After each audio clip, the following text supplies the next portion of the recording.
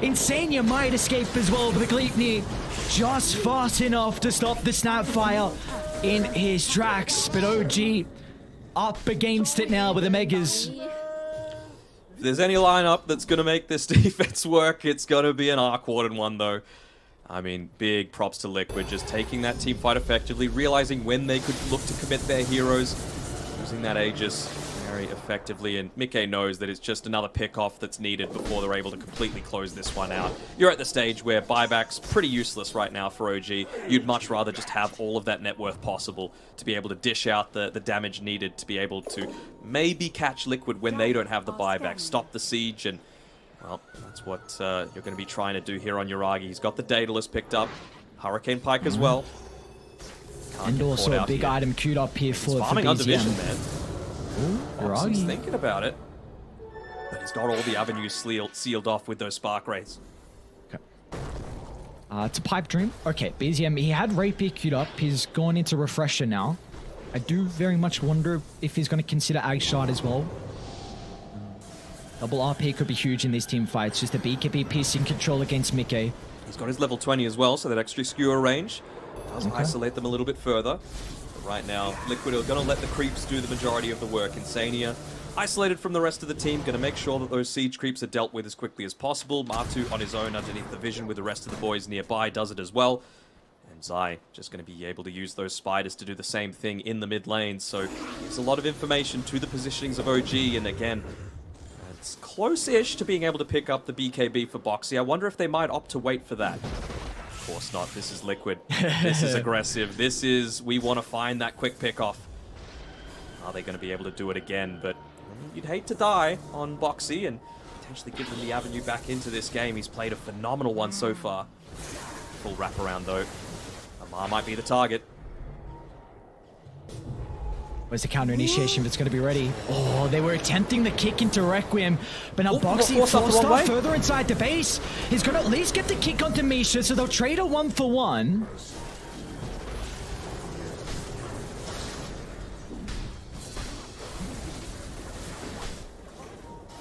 I think that was Mickey, unfortunately, using the Hurricane Pike onto him. He just changed his positioning that tiny bit and ended up forcing a little bit closer into the base, so could have potentially been the one for nothing, but still not the end of the world. I still feel like they really want to wait for this BKB on Tusk. You know, then he's not going to have too much to be fearful of, and you really don't want to be forced to use the RP just for a Tusk. Could they catch out this Courier? It's got the full Swift Blink onto it, and looks like it'll be able to get all the way back to safety. Amar using the Midas to push this one out, but they saw it. Are they going to be able to catch this one out? They're drawing the pathway that he's looking to take. So can they set up? I mean, they probably think that there's multiple heroes doing this. They know around about where Zai is. Skewer closest to the Tempest double. Echo Slam's even going to be laid down as well. Zai's been able to activate the BKB thanks to the damage mitigation from the Wraith Pact, and he might be able to scurry out as well. And off to the other side, Amar was caught out. So with all this going on, with all the space that Amar was making, OG don't even get the kill onto Zai. They don't. They were going for the solo pickoff onto Insania as well and wasn't even able to land that one. So you're going to be forced to expend a buyback here on Amar to be able to defend against the Mega Creeps and the full roster of Liquid. But you don't have a BKB. You can't afford to put your body on the front lines. So difficult to position against this Tusk Scepter. And we're just going to force the issue. One of Makissa's getting laid down as well, just trying to stop the Blink Daggers. Amisha's in the thick of it all. He's somehow still alive, but the buildings, they're not having as fun of a time. As Zai goes in, RP's going to be there from BZM for the instant save from Boxy. Skewer out to the right side. They've been able to kill off Matumba, man. They need to get onto Yuragi, but they haven't been able to do so. Some buybacks are there. Zai off to the right side. They've still hold him down though with the Gleipnir. Buildings are falling though. Liquid, they've lost 3. A decent hold from OG in all the chaos. Multiple fights breaking out, and OG will still live to see another day thanks to the buybacks. Be cautious though, this is not a high ground you want to charge up to. Mickey, beautiful use of the Requiem, and a choke point like that. No responses. BZM and Amar get sent packing. Yeah, and they're not even going to be able to get anything out of this, unfortunately, for OG fans. They're stuck inside their base. These Mega Creeps, even an Arc Warden, one of the better heroes at being able to deal with it. It's just, you're forced to be stuck here. You don't have the buyback on the Razor. He used it in the previous fight. Same with Tiger and BZM. So not instant reactions, no reactionary play coming through from Team Liquid. I'm sure it was the call of let's push on forward, let's use the EXO to do the majority of the work and not expend our buybacks. That's the one way that OG are going to be able to come back into this one. And well, as soon as those three are back alive, they're just going to be able to rally up. Decent enough RP, but again, it's just onto the one. Important kill for sure. They've got so many tools now to be able to siege into these, well, tier 4 towers don't exist anymore. It's all on the high ground, and it's all at the throne. Well, we do see though, OG did a really good job to protect Yuragi in that team fight. If he's able to freely right-click, like he is top of the net worth, so he's definitely got the items to be able to help out, but it's just a question of if Liquid can get on top of him or not. Do they go... I don't know if Liquid go for the Roche. I feel like you really don't want to be fighting in this, like, small little choke point. You know, you're going up against the Earthshaker, you're going up against the Magnus. Maybe it gives them the opportunity to be able to get that turnaround team fight. Especially needed considering you just expended the buybacks and well, Tiger gets away. Just gonna go back in. Does he get away? Okay. Winning the fight as Radiant place the ward. Actually scouting out. Kill to the Tempest W will take it. The longest cooldown nonetheless, but a little bit of gold. I don't know how much it matters at this stage in the game. I wonder if Foxy is going to purchase up that BKB. Of course, buyback, very valuable around that Roche timing. So is your ability to just jump in without fear, find that isolation, find that hero without the buyback, and I think they feel that with the lanes situated as they are right now, and the gem on the ground scouting out the Roche, they're going to be able to claim this one for free.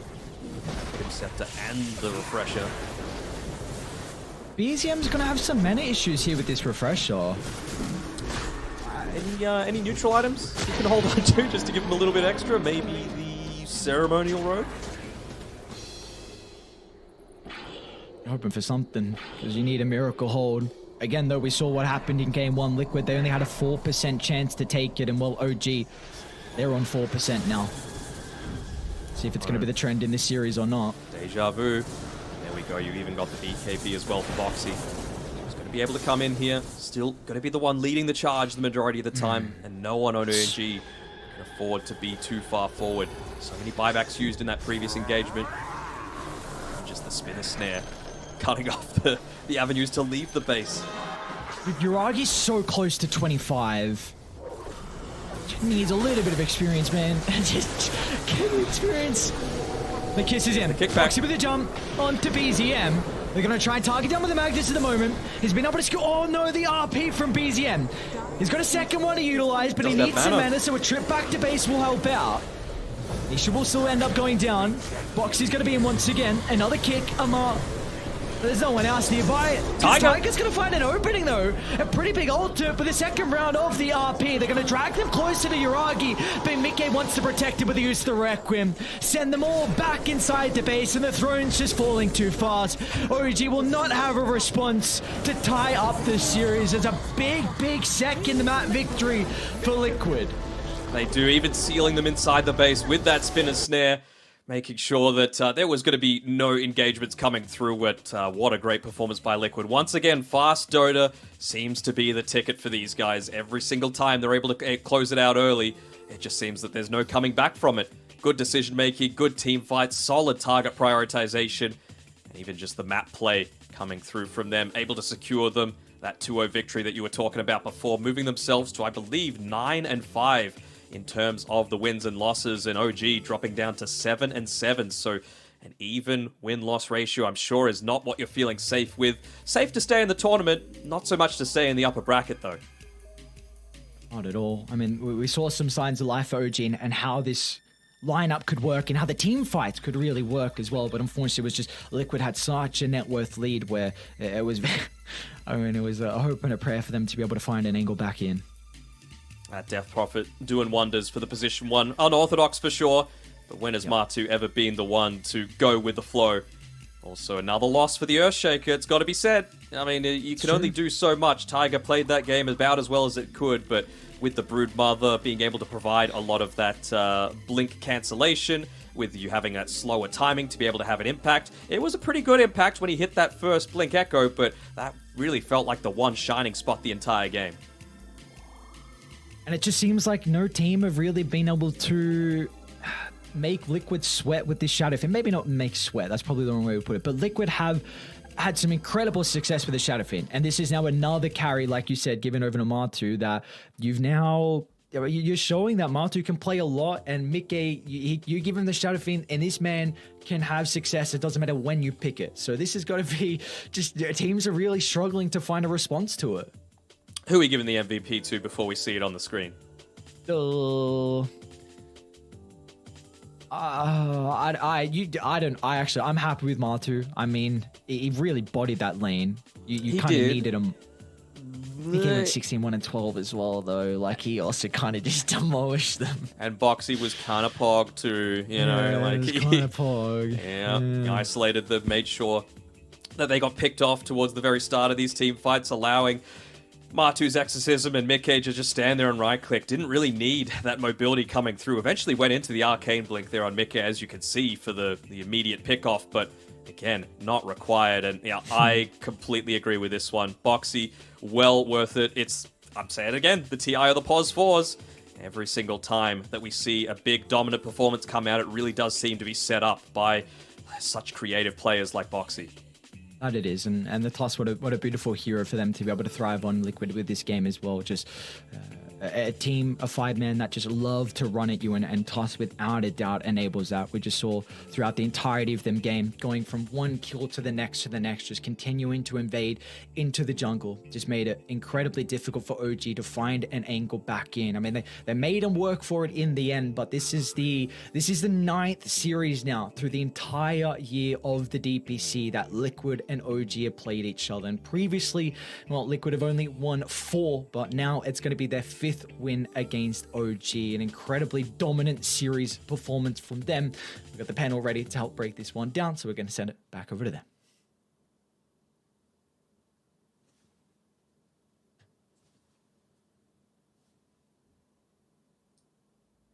If you had asked me 3 hours ago how this would have played out, never in my wildest dreams would I ever have gotten it right. But a 2-hour pause later in a game number 2, we see Liquid take the 2 games against OG. Let's start with game 1. Let's have a little bit of a discussion about what happened pre the pause and then after the pause, T-Panda. Yeah, there was some events that I barely remember because it's been some time. But of course, if you look at this draft, we've got some pretty comfortable heroes here. Matu with Pudge, Sion the Enigma. On the OG side, Amar with the Pango, which is a special one. Yeah, it's not a hero that he's played very much, but I have seen him play this hero in pubs, so I was a little surprised that they went for it, but they had a last pick Bad Rider on BZM, who had a very good performance, at least, in like the earlier stages of the game, as we can see here. He's doing very well, he's high up in the net worth, already had a lot of pressure, but yeah. Yeah, basically, like, you're looking at a TA Power Spike lineup that's hitting in about 3-4 minutes, already with a 4K lead. He's topping net worth, 7.5K this early on into the game. Liquid's kind of forced to make some decisions here. Do we pressure them early on? Because we can't let this TA get out of hands. A couple desperate fights for them, but still some good engagements here and there. However, OG do keep getting the better hand out of this. We can see Iragi and Amar just constantly applying pressure on Matumba Man. Pudge suffering for a little bit here. He's not absolutely out of this game, though. That's on a positive note for Liquid side, but OG definitely playing very aggressive on the Liquid side of the map as well. And I think leading from these moments, you see some very good momentum from OG.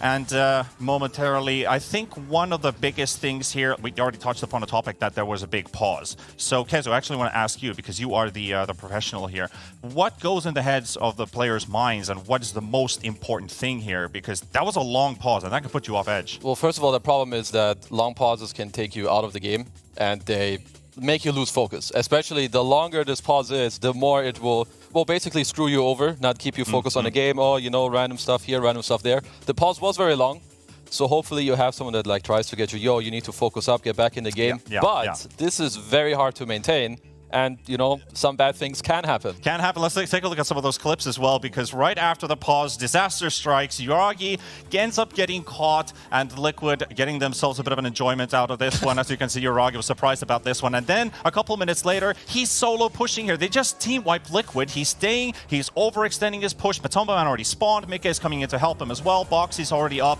You're starting to wonder, did I stay too long on the enemy side of the map? And this is where the game takes a massive turn. That was a 21k lead for OG, and Liquid didn't lose a single team fight from that moment onward, and in 15 minutes it was over.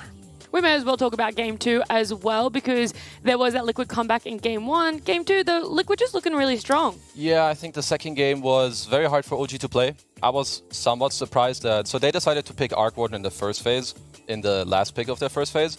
And it's just the type of hero where you need to ban a lot moving forward to protect it. They did not take out the Broodmother, which I think is one of the hardest heroes to play against from that kind of point in the game.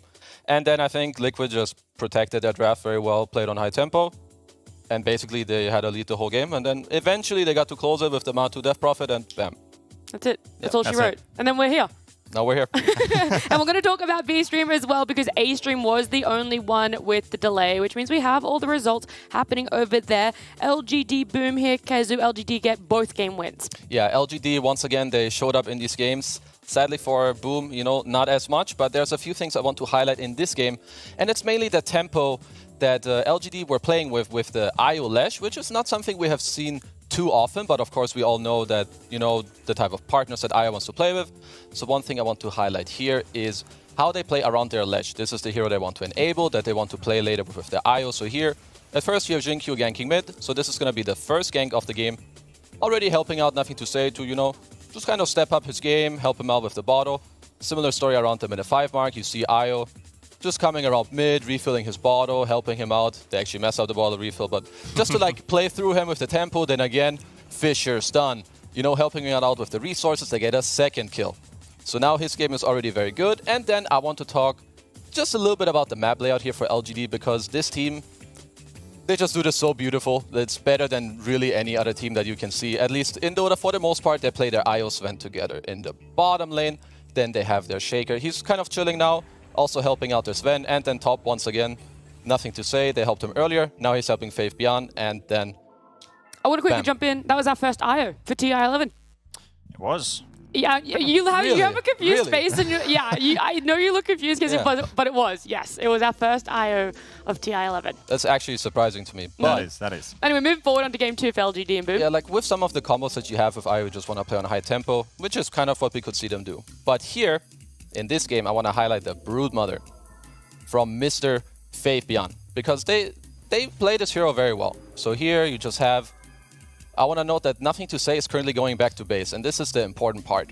Faith Beyond is getting close to his level 6, Nothing to Say is off the map, and this alone already forces the TA to leave the bottom lane. That is basically step 1. You want to create the threat that you can help your Brood. This allows them now to take the tower in the bottom lane. This is step 2.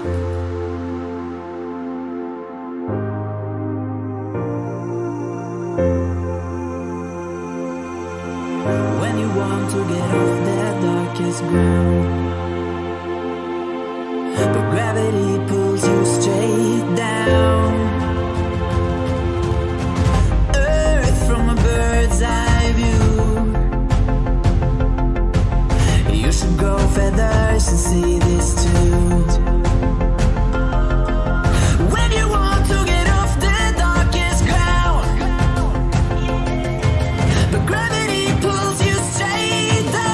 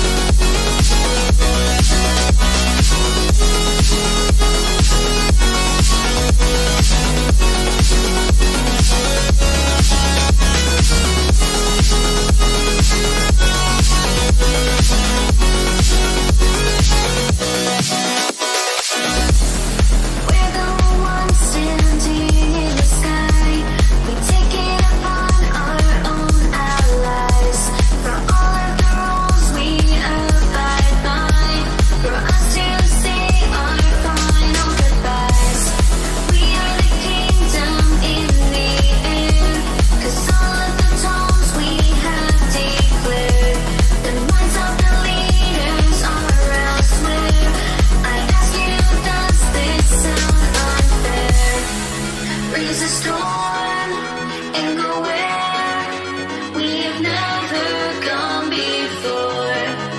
We have sworn to mend the bond that we have torn. Raise a storm and go where we've never been before. We have sworn to mend the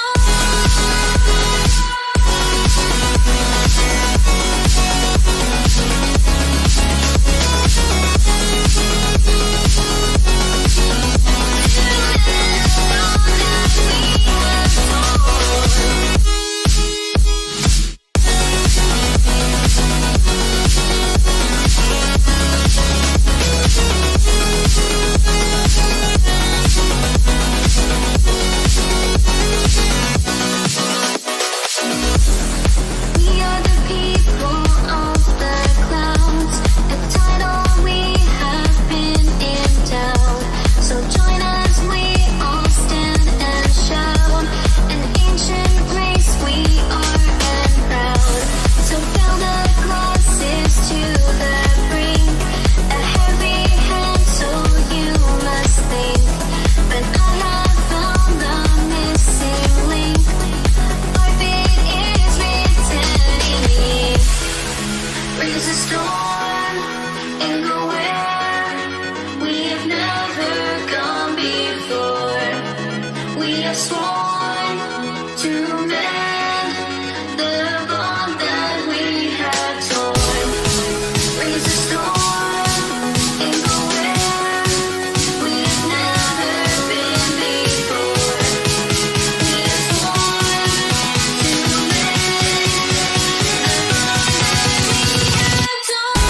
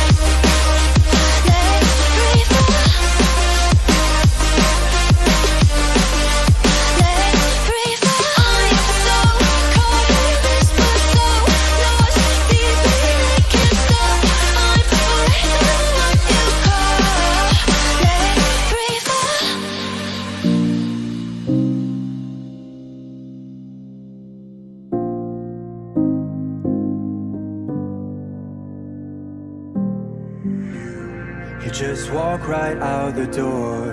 Don't wanna do this anymore. Now I'm lost without you. You drive me crazy out my mind. How'd you do this every time? Now I'm lost without you.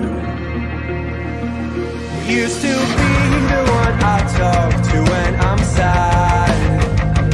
Can't you see now tainted love is all we have? Our issues run so deep, now when I try to sleep I feel so bad. I should leave and by the time it's done I'll be gone.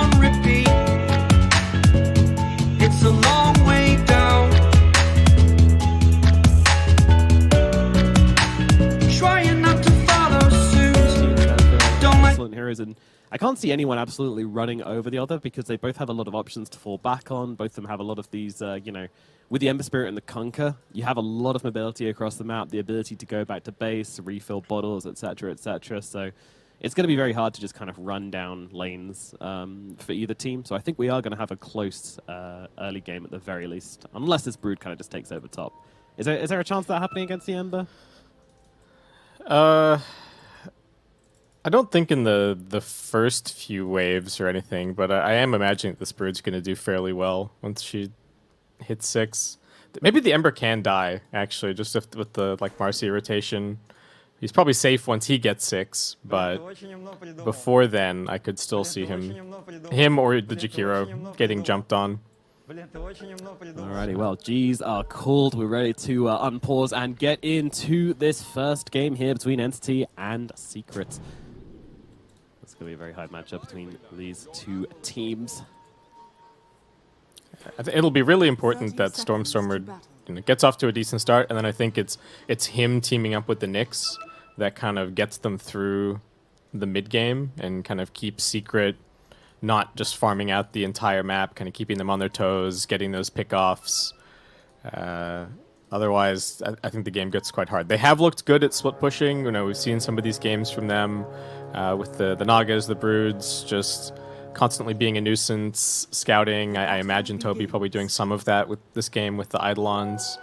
But if they're behind, they just look so squishy. That's really my concern. And Secret are, like I'm saying, this Broodmother's going to be buffing them up with auras. They're going to have the boat buff. It's scary.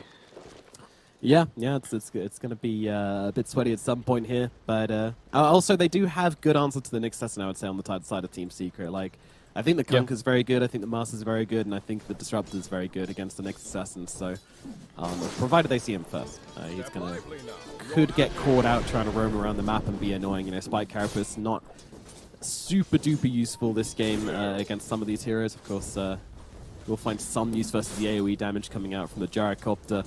A little bit against the Disruptor, a little bit against Marcy. But not like a super good Nyx game like we see sometimes. Yeah. Interesting setup. Secret do put the Marcy down here in the safe lane, maybe just for a little bit more kill potential. And they are going to stick Puppey over in the off lane. We've been seeing that pretty much every team is doing this, just trying to get whatever lanes they feel most comfortable with. And it is a lot of harassment onto Fishman. I guess they don't want to play double melee against the Jakiro potentially as well. Yeah, and Katomi actually coming over there, seeing that Zayas is about to deward him, so just running in and body blocking the camp, which means that Zayas is going to get a 2-man stun off here, doing a decent amount of work, but they'll also turn around with the Impale and deal a bit of damage back as well. Puppey up at top, getting roasted a little bit by Fishman and Pure. It's a lot of damage coming out from these two, my goodness. Couple of slights, dual breath as well, and Puppey's down to about 32% HP. Gonna have to mangle himself up eventually. Yeah, not great for Entity that this big camp is unblocked at bottom. Like we talked about it in a previous series. These Enigma lanes, you don't really want the enemy team to ever interact with the big camp. You're kind of getting rid of some of that impact that you're having with the demonic conversion, sapping away the experience. Yep. So surprised they didn't block it. For the stack pull. So he was able to get that one off down at bottom. As once again, Puppey being caught out up in the top lane here, the Disruptor. He's on the run. Fishman staying up with him as the Mango TP out from Puppey will get him off to safety. But yeah, look at the bottom. They're able to pull out the hard camp, and they're going to be able to die almost a full wave of XP. That's not great. Yeah, it's tricky when your Eidolons are just going to keep getting flacked down. Interested to see what Toby kind of does in this lane, if he's got a plan to kind of get back in, or if he's eventually just gonna... He's even just hiding the Eidolons behind the tower currently. They're not even in the lane. Maybe he'll consider doing some stacking, go and do some jungling later on. I'm just running at him now. Yep, damage coming out onto Toby. Secret coming for the kill here. The homing missile does connect. Oh, Impale also going to miss as Zayat's going to throw back Toby. Enigma getting very low, and that'll be a first blood going to Chrysalis on the Gyrocopter. Well, that's what you want to see if you're a Secret fan. Crystal is CSing beautifully. Toby's only got 4 CS to his name. And yeah, the kind of the one bright spot for Entity so far is this Stormstormer mid Lina. Looking pretty good, but like we've said, there is a heavy weight on his shoulders this game. Yeah. Puppy with the glimpse And back now onto top Pure lane. at top. Yep, he could be in some trouble. Thunderstrike's still on him. Right clicks are there, but Resolution can't come under the tower to bring him down, especially with the fire put on him by Fishman. So Secret will settle for that, but still a good amount of harassment and forcing out the salve from Pure.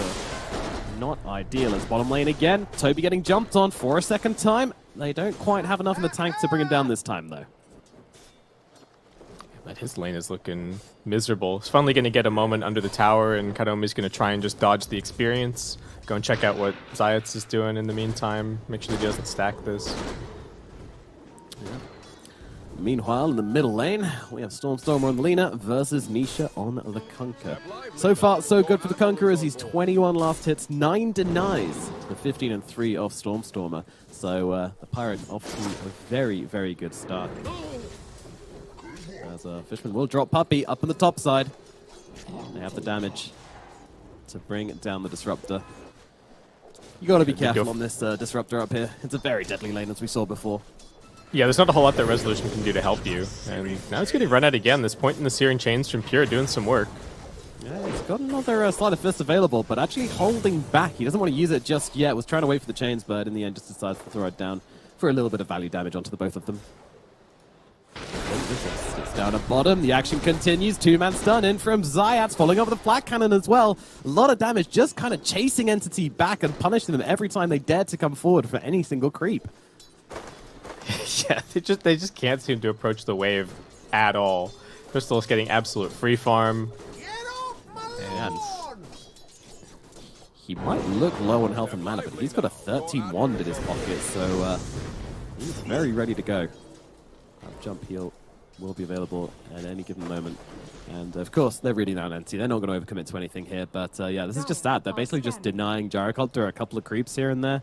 Desperately trying to pull with the singular half-health Warpine Raider. I mean, desperation much. Yeah, the sustain in all three lanes for Secret is pretty darn good. Crystal has gone a little bit, but who's getting gone on actually? Yep, one comes out very far available as well as they start unloading onto Toby. Toby trying to get away under the tower. Zayats is just following him though. He doesn't give a damn about the tower, and they do get the kill onto the Enigma. Top lane, Pure chains out onto the Brood Mother as Brood trying to chase down Fishman as well. Both of these Dire heroes getting pretty low as the trading continues. Man, these side lanes are action-packed at the moment, and it does seem to be going Secret's way at the moment. Yeah, it's looking really good. We're seeing the Nyx kind of getting exploited a little bit. We talked about, oh, he's a great position 4, but doesn't quite have the same laning prowess as some of these Tusks and stuff like that. I think that's kind of exactly what we're seeing. Glimpse back onto Pure. Big chase. He's just going to try and run back to his tower again, but in comes the kinetic field. Resolution just taking chunks out of the guy. Ice Path off the mark as well. Rezo still chasing. Pure getting his way under the tower, and Rezo will stop it there. But my god, look at this net worth at the moment. Chrysalis is just absolutely dominating. And so is Nisha is in the middle lane. Stormstormer going to drop it down onto the Kunkka. In comes the boat, though. Stormstormer, he could be in some trouble. Actually, able to navigate away from this one, and the torrent's off the mark as well. So a rare miss for Nisha as he will not land the combo there at all onto Stormstormer. Very clutch save from Kadomi. If he wasn't there, Stormstormer was 100% dead. He interrupted the boat coming out at first, and then landed a nice spike carapace as well. Yep, being super annoying on the Nyx Assassin, as he should be, in the right place at the right time, and he's going to get a bit of victory XP for it as well. But look at the tower in the middle lane. 147 HP. God. It's actually deniable at the moment if they want to. I'm sure they don't want to, but good lord. Nisha is putting on some insane pressure in the mid. I don't think they have the, like... Maybe if they 5-man gank him, they can kill Nisha, but this Kunkka is tanky. He's gone for a double bracer. Like, if he gets the boat off, you have absolutely no hope. They're going to come and try and clean up this puppy kill. But they can't even look at Nisha.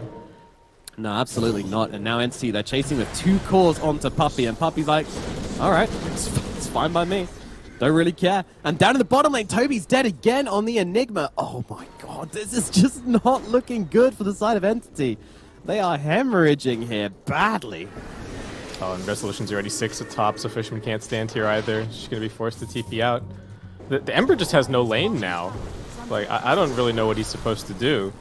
Kadomi getting gone on. Does anyone have a lane on Entity? Katomi. Yeah, I don't know. Right clicks out from Nisha. Oh, not quite enough damage in the end with the Tidebringer.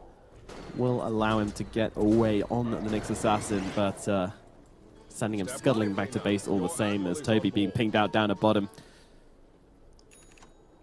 Nisha knows he can do just whatever he wants on the map. Who's going to punish him? Look at this, he's behind the tower. Dual breath out. But now Chrysalis turns up as well. They've got the X marks, they've got the boat, they've got the cooldown as well. But with the rotations coming in from Entity, it is enough to push Secret back. They don't want to overextend onto anything here. They want to keep this advantage they have. Dying is absolutely not part of the plan. Pure desperately trying to defend up top here as Resolution just clears up the creep wave behind him. It's like, just give me this level 6. Then maybe I can stay up here at least a little bit. Rezo, not interested in that idea. Just going to kick him straight out. It's a long, long slide of fist, but yeah, but he does finally come out of it. Rezo chasing him down, but the 6 is reached from Pure, but there's another hero coming in here. Zayats is in the neighborhood. Doesn't have anything to bounce off at the moment, though, so we'll just have to use this. Doesn't have the mana. He can't jump. Oh, no. Oh, no. He's got nowhere to go. Pure just going to get run down. He's got a wand. Oh, he actually just about mana regens up in time and is able to get himself back, but that was a little bit spicy. Yeah, he popped the stick, got to like 92 or 94, and then just had to wait out for the 100 mana. That was very stressful. Entity trying to commit some heroes down to bottom to see if they can open up the map a little bit, but Tier 1's been taken mid, Tier 1's been taken top. We're 10 minutes in, and it's already a 5k lead for Secret. Yeah, and they're barreling down the bottom side here. Yeah, they're looking for Chrysalis. They're looking for the Gyrocopter.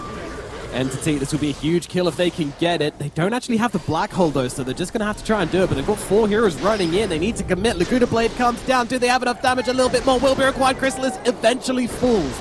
Gets off the cooldown, which is going to slow down Entity. Nisha's coming over as well. He wants a bigger target than Katomi as he runs past him, looking for Toby, but Sayat is in, punched him with a double damage fist, and now he's looking for more. Stormstormer, Fishman, and Katomi all on the run here, and I think they will be able to get themselves out. Puppy looking for the glimpse, but still on cooldown for another second, so they will get themselves to relative safety on the side of Entity. Entity really getting a taste of their own medicine here with the Broodmother. Resolution's completely taken over the top side. They can't seem to punch through bottom because Nisha is just this brick wall. Yep. Maybe they can get Puppy. Seen. Yeah, they're scared to commit to this one, though. Secret. A lot of them are nearby. Toby, he has a Black Hole if he can get it off here, but there's a lot of interrupts available. Boat got to come on down, take down Fishman. Toby on the run. Nisha just keeping up with him with no worry at all. Asking for the high 5 as well. Toby coming across. Going to force back Nisha. Not going to go into the tier 2 for this one. So look over towards Puppy instead, but Puppy gets off the kinetic field and can get himself back. And he's got the safety of his teammates there as well, so in no real danger. Entity, all they can really do is hold this high ground for now, really, as Rezo and Ember having some fun. Pure maybe not feeling super jazzed about this situation as he's basically forced into eternally sleight of fisting. Yeah, don't worry, I can live inside of my sleight of fist in my mind palace. I'll be fine. This is his retreat. Yeah, take a second. Yeah, crack your knuckles. wait for the next sleight of fist. I mean, it'd be nice if he was killing some spiders, but I don't even think he is. I don't think he's got the damage not for that really. just yet. Okay, Nyx Assassin's looking. Yeah, Rezo smells something's wrong, but can't resist coming and taking a few chunks out of Pure. Katomi looking around here, coming onto Resolution. Let's see if they've got the damage to bring him down. Fishman in the neighborhood as well. The Impale is going to miss as Resolution heads towards the tree line here. Ice Path also off the mark as Rezo dukes back, and now Nisha comes through looking for Fishman. He's looking for his favorite Jakiro buddy, but they have been able to bring down Resolution on the sidelines there. They keep his eyes on the prize on Pure, but caught inside the ultimate from Puppy. Glimpse out as well, but Pure's able to make it out. Gets away with the Fire Remnant. And the Ember Spirit now running down the lane, desperately trying to get away from this one. Going for the TP just around the tree. Oh, it was close. It was correct from Nisha, but doesn't quite connect with the VAC Torrent. Yeah, I think he lifted his hand as well to try and get the X marks off, but was just a little bit too far away. Some fancy footwork from Rezo, all 8 legs going, but important kill for Entity. They need anything that they can get at this point. Yeah, this game is very scary. It's not doing much to stem the bleeding for Entity at the moment, though. It's a 6k gold advantage on the side of Team Secret. Jesus. Yeah, and it's just going to keep on getting worse while they don't really have a whole lot of map control. They are going to give away this bottom tier 1 tower to the Eidolon, so there's something there for Entity, but what is he? I don't even know what their timing is, really. They're queuing up a BKB on Stormstormer. Pure's just going for a Maelstrom. Yeah, is there anything? I don't know which how this gives you Ember as the faith? Brood counter is looking. Yeah, it's not. Zayat's just It's just running at him. You got any remnants left, buddy? I see you got one. Just checking him out. Annoying. Just face checking him at bottom. He's on the I don't know if they're looking for the setup here, and in fact, who's getting set up onto whom, as the X marks is there from Nisha. Fishman moving across as well. They do get the Ice Path over on top, though. They bring down Pure, looking for the kill here onto the Kunkka. Macropire out as well. Sports trying to get